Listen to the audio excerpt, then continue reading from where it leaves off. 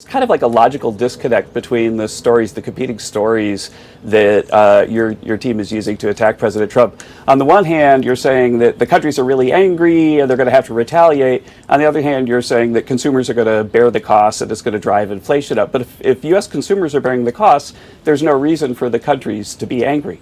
So the fact is the countries are angry and retaliating. And by the way, coming to the table, I got a report from the USTR last night that more than 50 countries have reached out to the president to begin a negotiation. But they're doing that because they understand that they bear a lot of the tariff. And so I don't think that you're going to see a big effect on the consumer in the U.S. because I do think that the reason why we have a persistent long-run trade deficit is these people have very inelastic supply. They've been dumping goods. Well, there might be some increase in prices, but the fact is that if there were going to be a heavy burden on the U.S. consumer, then this trade deficit that for 30 years we've seen really since China entered the WTO would be something that would have gone down. It would have gone down over time. It would have responded to the prices.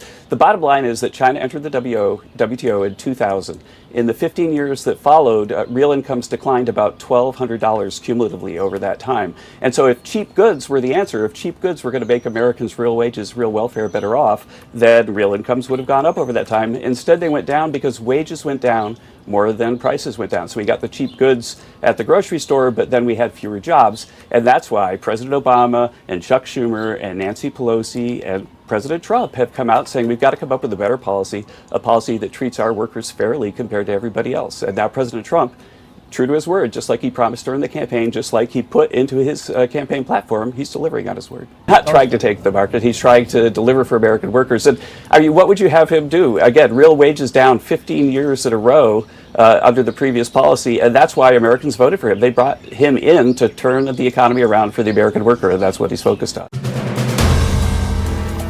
If you like the video, do like, comment, share and subscribe.